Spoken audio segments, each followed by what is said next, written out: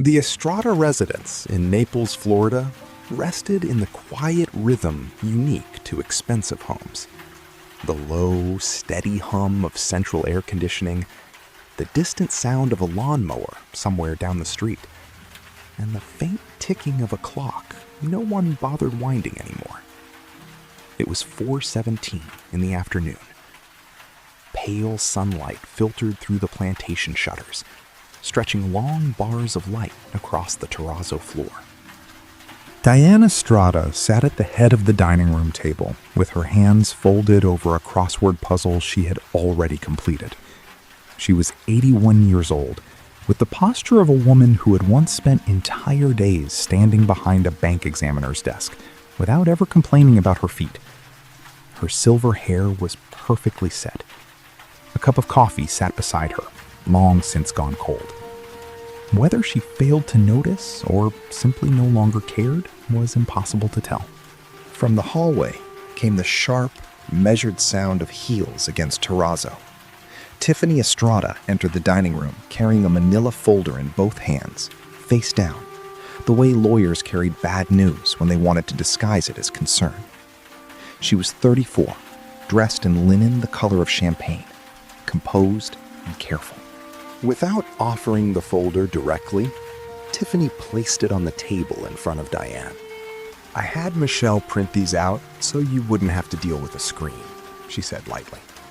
"The font is bigger too, 14 point."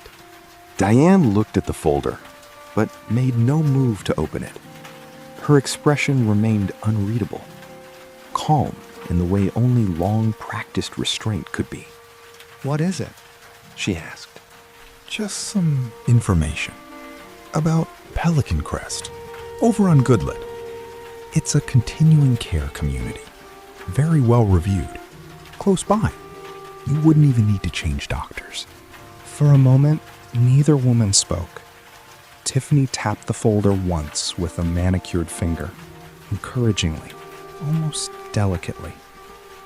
Diane watched the gesture with the patient attention of someone who had spent decades learning that people often revealed themselves most clearly when they believed they were being kind.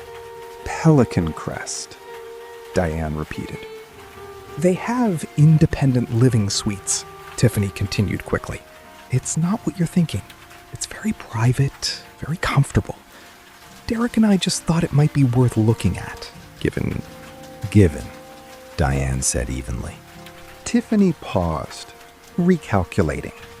"You've seemed tired lately, Diane. You just want to make sure you're somewhere with the right support. In case. Two small words, carrying the weight of a much longer sentence. In case you fall. In case you forget. In case you become difficult. In case this enormous waterfront house, with its guest suite Tiffany had already redesigned more than once in her imagination, finally became available." Diane set her pen down with a quiet click and looked at her daughter-in-law for a long moment. There was no anger in her expression, not yet. Only the cool, measured attention of someone examining a balance sheet and finding a number that did not belong. "Thank you, Tiffany," she said calmly. "I'll look at it." But she still did not touch the folder. Relief brightened Tiffany's face instantly. "Of course, no rush. And there's a virtual tour too, I think. I can ask Michelle to..." "I said I'll look at it." The atmosphere in the room shifted almost imperceptibly. The ceiling fan continued its slow rotation. The afternoon sunlight remained unchanged. Yet something firm and invisible settled between the two women, an early boundary neither would acknowledge aloud. Tiffany stopped speaking. A moment later, she turned and disappeared back down the hallway. Diane remained alone at the table. After several seconds, she reached forward and opened the folder. The first page read, "Pelican Crest Continuing Care Retirement Community.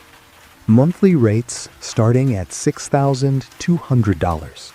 She read every line carefully. Then she closed the folder and placed it back exactly where Tiffany had left it.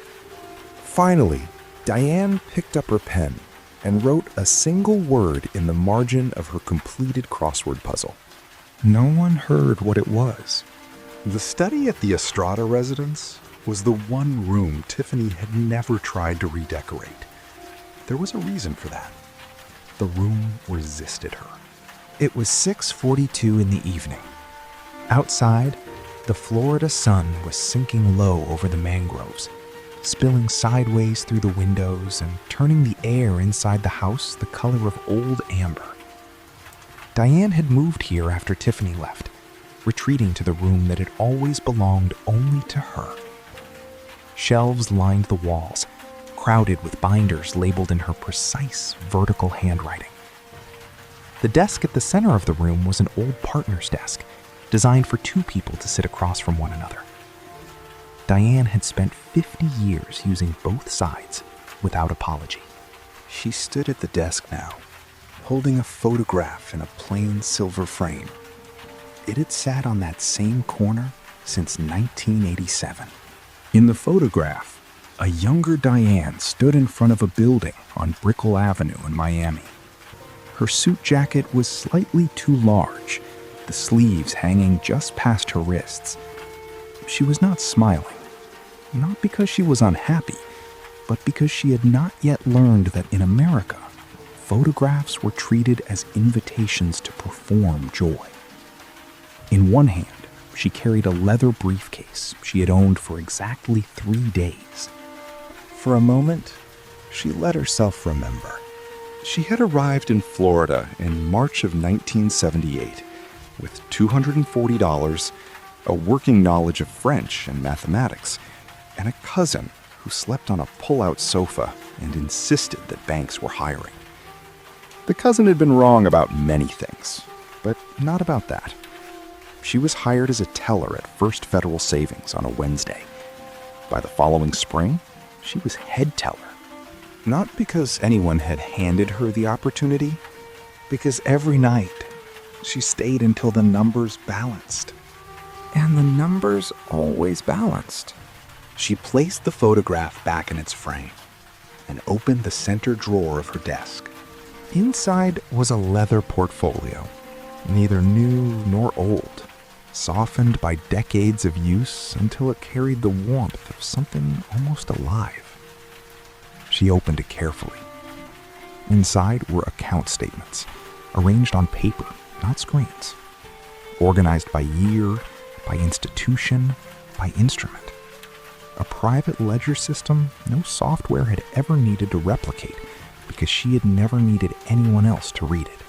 $6,200 a month, she murmured to herself. She said the number slowly, not with fear, but with precision, as though holding it still long enough to inspect it properly. Her fingers moved to a tab near the back of the portfolio. They traced columns of figures with the same deliberate patience they had used 40 years earlier at First Southern Bank of Miami, where she had climbed from teller to loan officer to chief accountant in just 11 years, a climb no one had built a ladder for, and more than a few had tried to prevent. She remembered Gerald Foss, her supervisor in 1983, a man in short-sleeved dress shirts who kept breath mints in a ceramic bowl on his desk. Once, he had told her she possessed an unusual gift. She could see what other people missed in a balance sheet. He had meant it as praise. She had accepted it as fact. What she always saw was the same thing: the gap between what a number appeared to be and what it actually was. That gap, she had learned, was where everything important lived. She turned another page. In 1991, she and Eduardo had moved to Naples. People assumed it had been for retirement. It had not. Eduardo had found this house, a property on the water, and insisted the evening light reminded him of Ha Long Bay, which he had not seen since 1974. He had been sentimental. Diane had not. But she had bought the house anyway, because the price was right, the bones were solid, and sentiment, she had learned, was not always the same as foolishness. Eduardo had died in 2019. He left her the house, the furniture, the bonsai collection on the lanai that she watered every other morning, and the delicate bone china teacups his mother had carried from Hanoi in a cloth bag in 1954. He had also, without meaning to, left her a son who had married poorly, and a daughter-in-law with very clear opinions about what an 81-year-old woman required. In case, Diane said softly. She repeated Tiffany's words into the empty study, weighing them. They felt lighter this time. She closed the portfolio and returned it to the drawer. Then she stood. Slowly, yes, but without hesitation, without assistance. She crossed the room to the window overlooking the canal. Outside, the water burned gold and copper beneath the dying sun. A heron stood motionless on the far bank, perfectly still, in the way only creatures entirely certain of their place in the world can be. Diane watched it for a long time. Then, almost beneath her breath, she said, "I built this. Every brick of it. I know exactly what I own."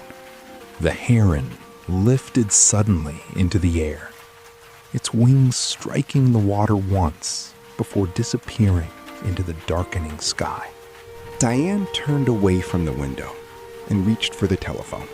Not her cell phone. The landline. She had always preferred landlines. She dialed a number from memory.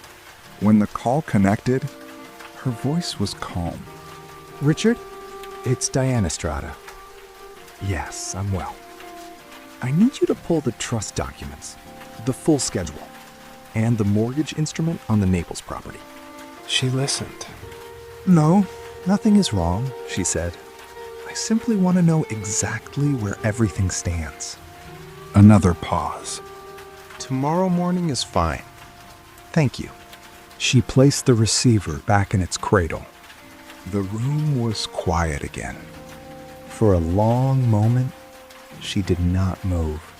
Then she opened a different drawer and removed a small notebook. Inside, she wrote something. Numbers, perhaps? Or something else entirely.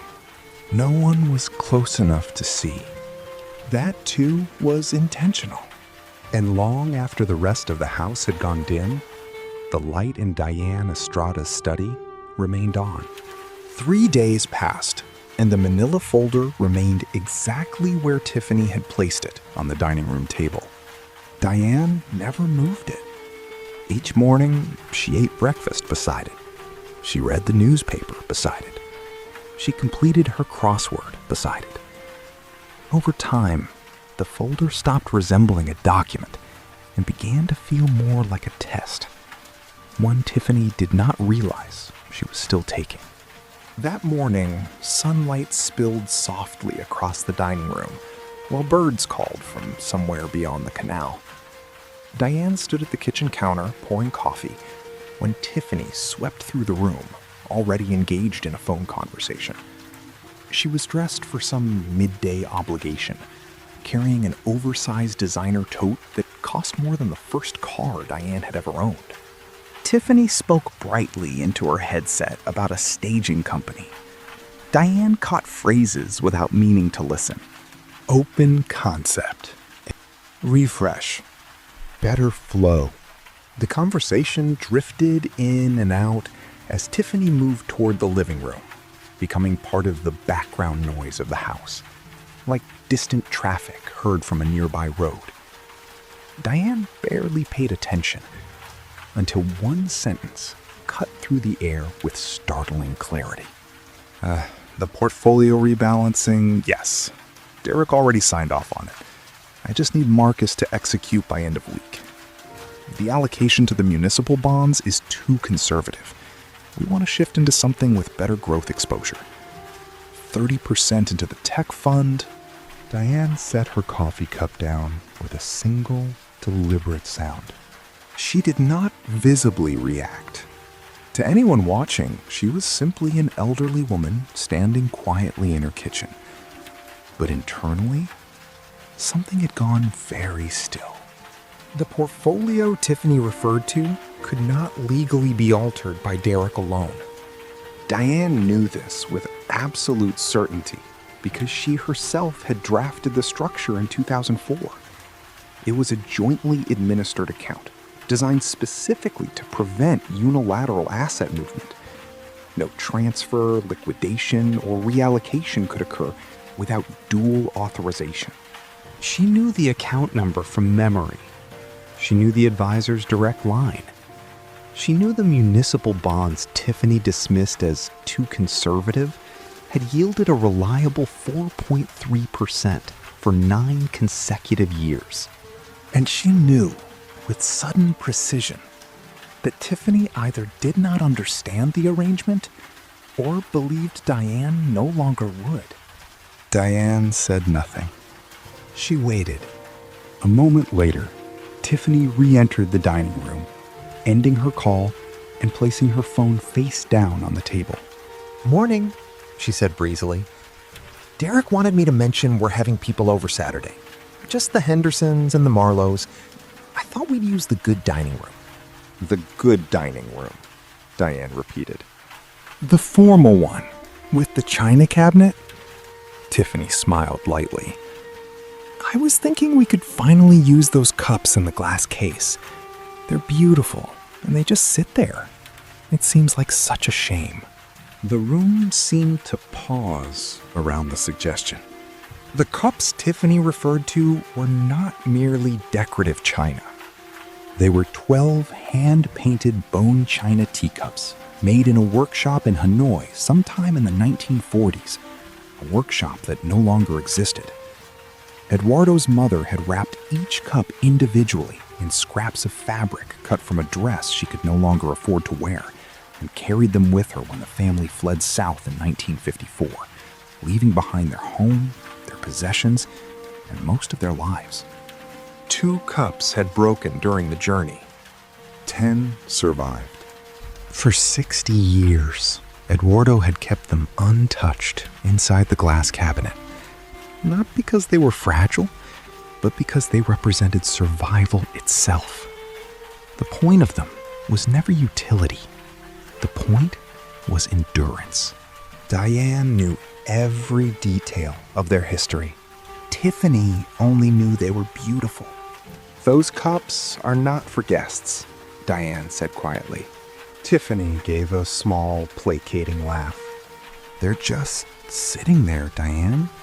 China's meant to be used. I thought it would be a nice way to honor Eduardo. Diane looked directly at her. Eduardo's mother carried those cups on her back when she was 32 years old and had just left her house, her furniture, her city, and most of her family behind forever. She carried them so they would not break. They did not break. Her voice remained calm. They are not for the Hendersons. The sentence landed with the flat finality of a ledger closing. Outside, somewhere across the lawn, a sprinkler system clicked on and began its slow, mechanical rotation. Tiffany hesitated a fraction too long before speaking again.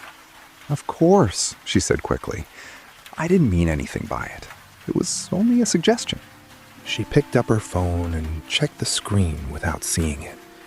She was retreating now, but without fully understanding why. What Tiffany failed to grasp was that she had crossed 2 lines in a single morning. First, she had reached for the money. Then, she had reached for the memory. And she had done both in front of a woman who had spent 40 years watching people attempt to claim things that did not belong to them. Diane knew exactly what to do with people like that. "I'll be back around 2, Tiffany said, gathering her tote bag. "There's lunch in the fridge if you want it." Michelle labeled everything. A moment later, the front door closed behind her.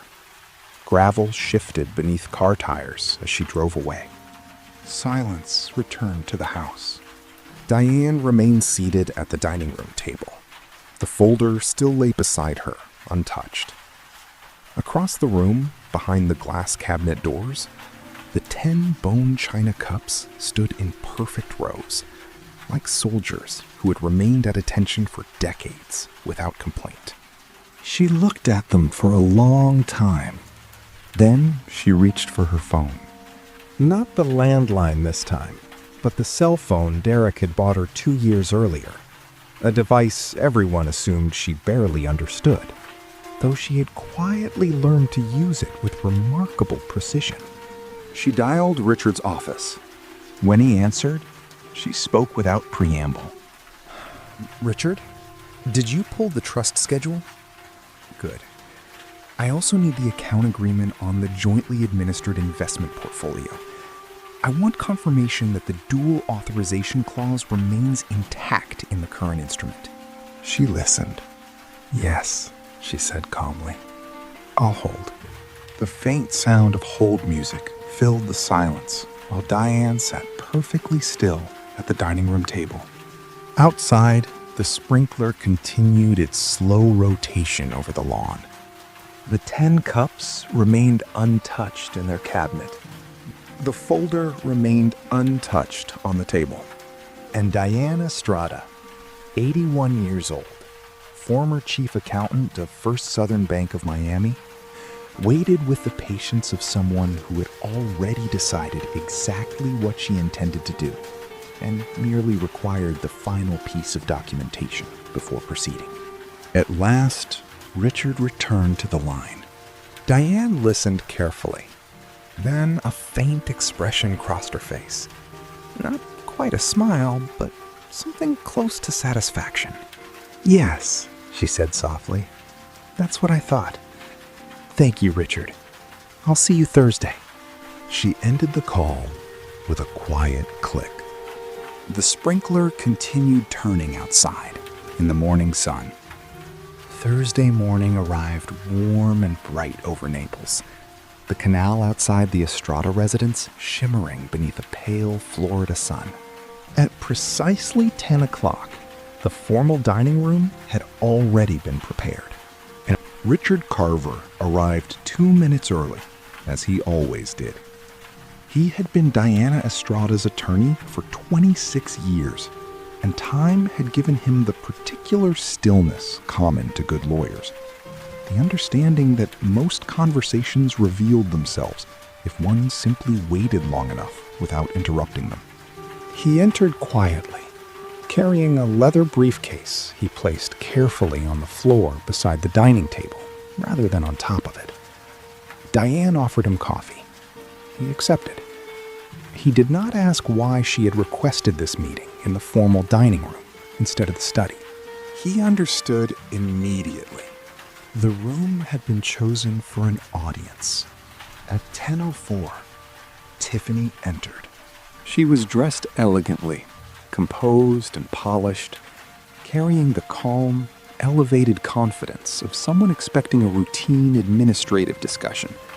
Perhaps a signature, perhaps an estate update, something manageable and procedural. She greeted Richard with a practiced smile. He returned it politely. Diane sat at the head of the table. Without preamble, she folded her hands neatly before her and said, "Thank you both for being here. Richard has been kind enough to bring the relevant documents. I thought it was time we reviewed a few things together." Tiffany's expression remained pleasant, though slightly cautious now. "Of course," she replied. "Should Derek be here?"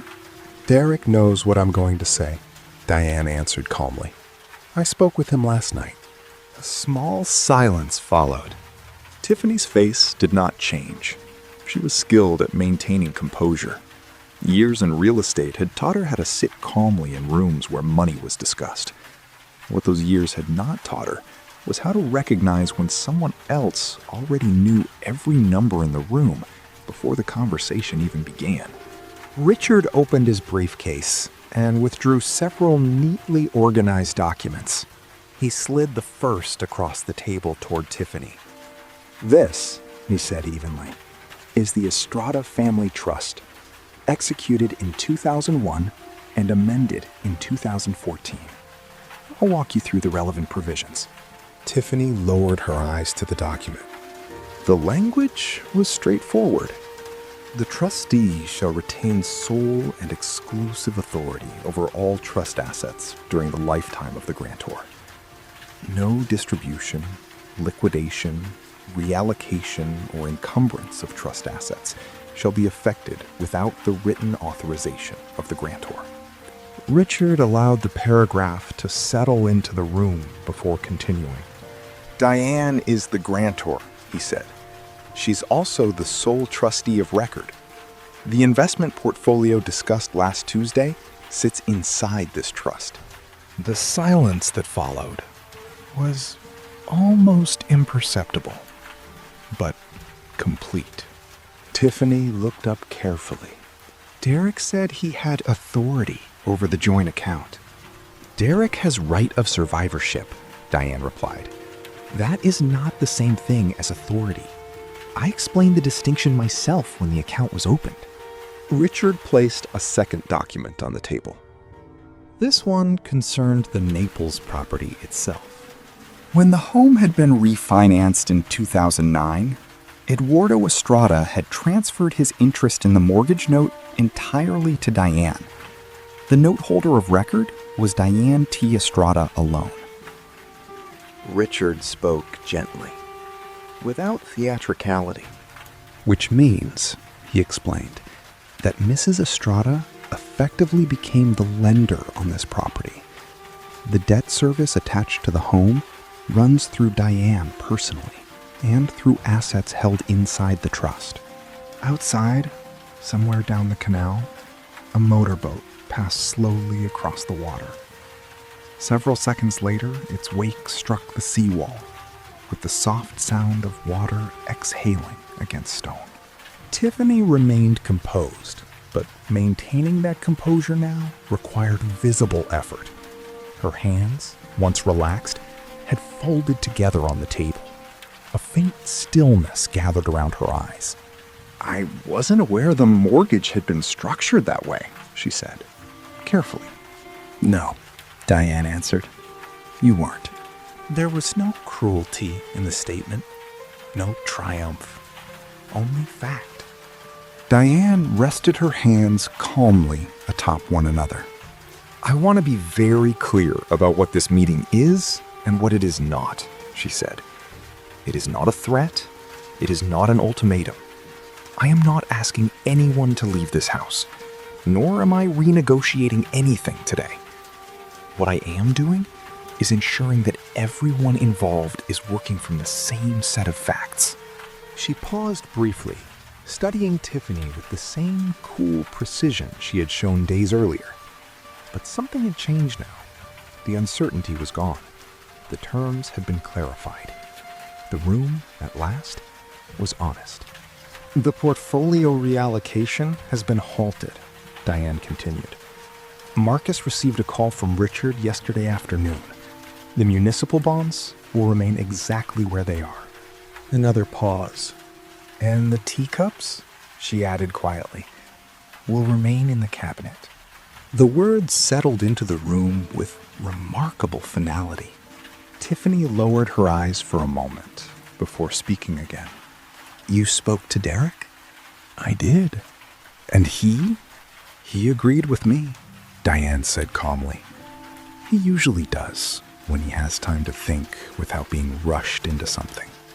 The sentence landed precisely. Not cruel enough to qualify as an insult. Not soft enough to avoid meaning. Tiffany understood it immediately. For the first time since entering the room, she allowed herself a long silence. Then she gave a single controlled nod.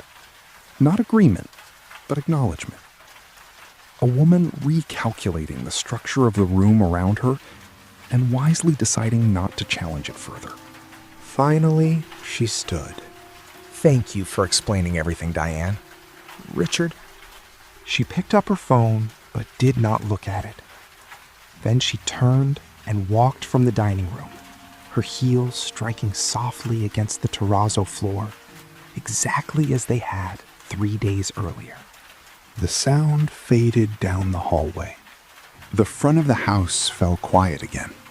Richard began gathering his papers without commentary. It was not his place to interpret what had happened, and there was nothing that required interpretation anyway. The facts had spoken sufficiently for themselves. Diane poured him a second cup of coffee. For the next half hour, they spoke casually about unrelated matters. Richard's daughter moving into a new apartment in Sarasota, recent changes in Florida probate law, small observations accumulated over decades of professional familiarity. Their conversation carried the easy rhythm of two people who no longer needed to perform intelligence for one another, because both already trusted its presence. At 11:20, Richard left. Diane walked him to the door herself. When she returned to the formal dining room, she stopped briefly in the doorway and looked toward the glass cabinet.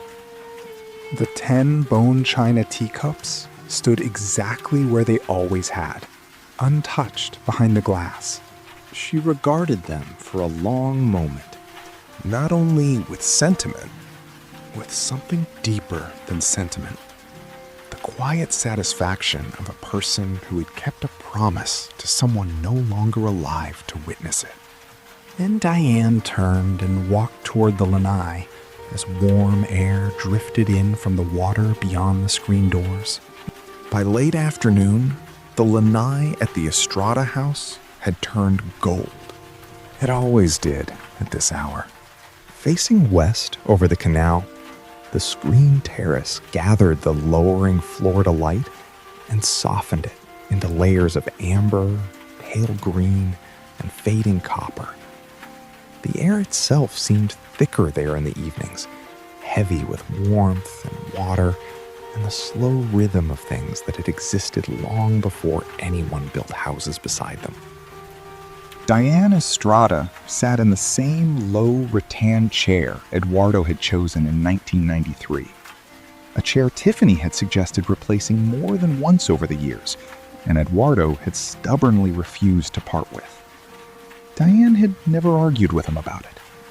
Some things did not require improvement, simply because they had aged.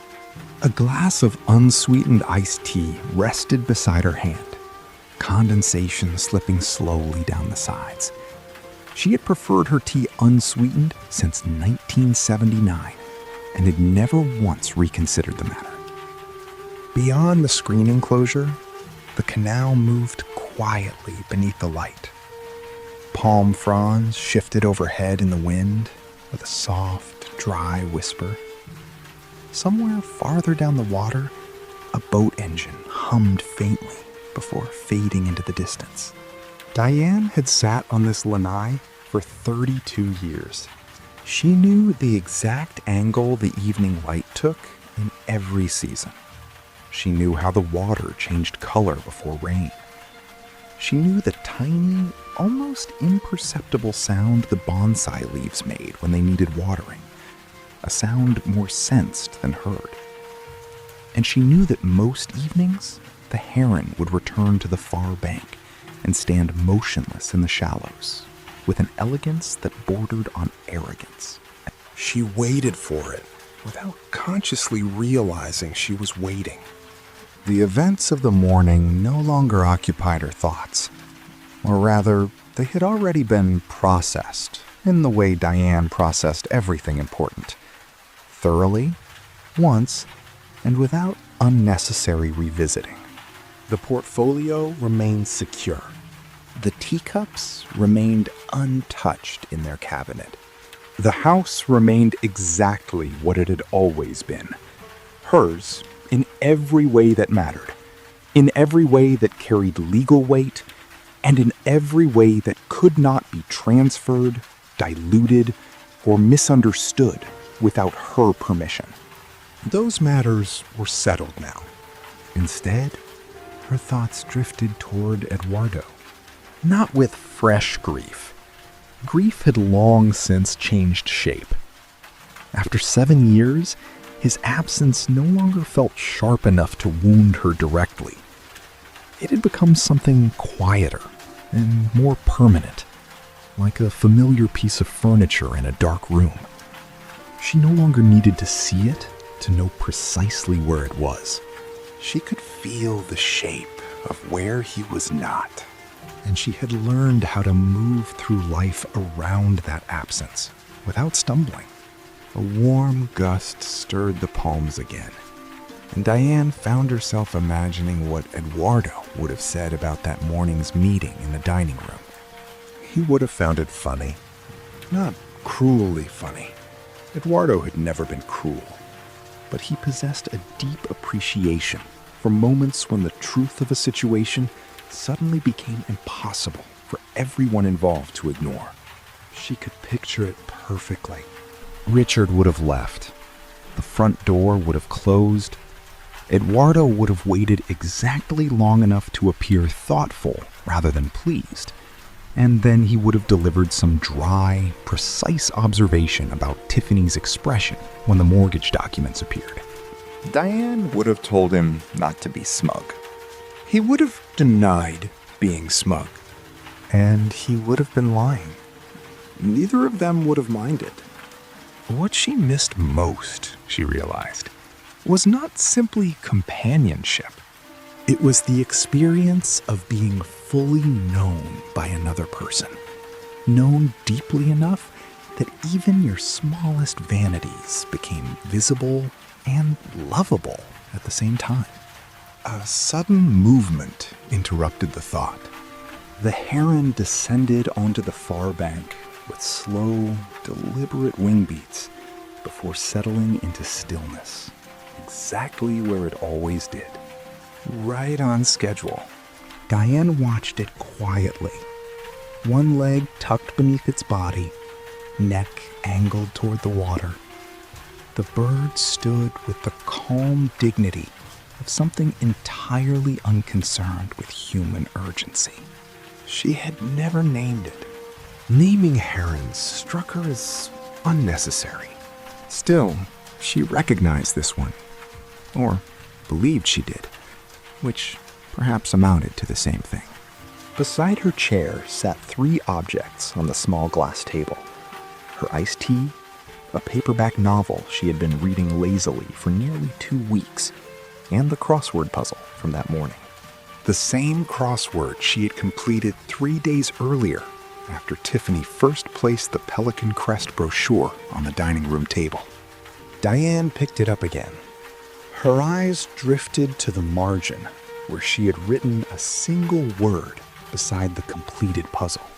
Now, finally, there was no reason not to see it clearly. The word was simple. No, nothing more. Written in the same precise vertical handwriting she had used her entire adult life. Not angry, not emotional, not defiant, simply correct. The way a number is written into a ledger, when it requires no explanation, because the truth of it is already complete. Diane set the crossword back onto the table and lifted her glass of iced tea. Beyond the lanai, the water shifted slowly beneath the evening light, changing color moment by moment without ever announcing the transformation. In another hour, the canal would look entirely different, and she would still be sitting here when it did. For a long while, she watched the water in silence. Then, very softly, whether to the heron, to the canal, to Eduardo, or simply to herself, she said, I know exactly what I own. The wind moved gently through the palms above her. The heron remained still at the water's edge, and the fading Florida light continued its slow, generous descent into evening.